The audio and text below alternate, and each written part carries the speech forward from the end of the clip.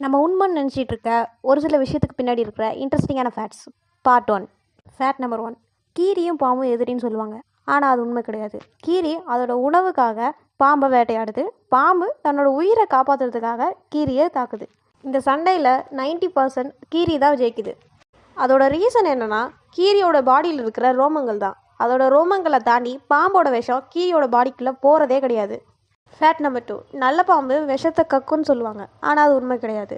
நல்ல பாம்பு அது தாக்க வரவங்களை அச்சுறுத்துறதுக்காக சவுண்ட் மட்டும்தான் கொடுக்கும். ஸ்பிட்டிங் கோப்ரா அப்படின்ற ஒரு வகையான பாம்பு மட்டும்தான் விஷத்தை கக்குது. இது இந்தியாவில் அதிகமாக கிடையாது. Fact number 3. பெரிய பாம்பை விட குட்டி பாம்புக்கு தான் விஷம் அதிகம்னு சொல்லுவாங்க. ஆனால் அது உண்மை கிடையாது. பெரிய பாம்பை கொத்தும் போது எவ்வளோ விஷத்தை செலுத்தணும்னு தெரியும். ஆனால் குட்டி பாம்புக்கு தெரியாததுனால அதோட மொத்த விஷத்தையும் செலுத்திடுது.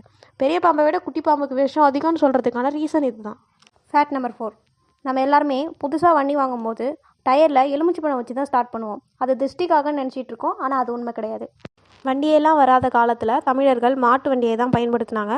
அந்த வண்டியில் இருக்க மாடுகள் நிறைய காடு, மலை, ஆறு, கல் முள் எல்லாம் தான் கடந்து போகும். அப்போது மாட்டோட காலில் ஏதாச்சும் காயம் படும்போது அது செப்டிக் ஆகாமல் இருக்க தான் வண்டி எடுக்கிறதுக்கு முன்னாடியே மாடுகளை எலுமிச்சைப்பழத்தை மிதிக்க வைப்பாங்க. லெமனில் இருக்க சிட்ரிக் ஆசிட் ஆன்டிபயோட்டிக்காக மாட்டோட காலை ப்ரொடெக்ட் பண்ணுது. இதை தான் நம்ம இப்போ வரைக்கும் ஃபாலோ பண்ணிகிட்ருக்கோம். Fact number 5. இந்த வீடியோ பார்க்குற ஒரு சில பேர் வள்ளியை மிதிச்சிருப்பீங்க. அப்படி மிதிக்கும்போது அதோட வால் தனியாக வரதை பார்த்துருப்பீங்க. அதில் ஒரு சில பேர் நம்ம மிதிச்சதுனால தான் அதோட வால் தனியாக வந்துருச்சுன்னு நினச்சி ஃபீல் பண்ணியிருப்பீங்க. ஆனால் அது உண்மை கிடையாது. வள்ளிகள் எல்லாமே அதுக்கு ஒரு ஆபத்துன்னு வரும்போது அதோட வாலை தனியாக கழட்டி விட்டுட்டோம். இது நம்ம அதை மிதிக்கும் போதும் அப்புறம் பல்லிகளை வேட்டையாட வர ஒரு சில உயிரினங்களை திசை திருப்புறதுக்காகவும் பல்லிகள் இப்படி பண்ணுது. அப்புறம் இந்த வீடியோவோட பார்ட் 2 வேணும்னா சேனலை சப்ஸ்கிரைப் பண்ணி பக்கத்தில் இருக்கிற பெல் ஐக்கானை ப்ரெஸ் பண்ணிக்கோங்க.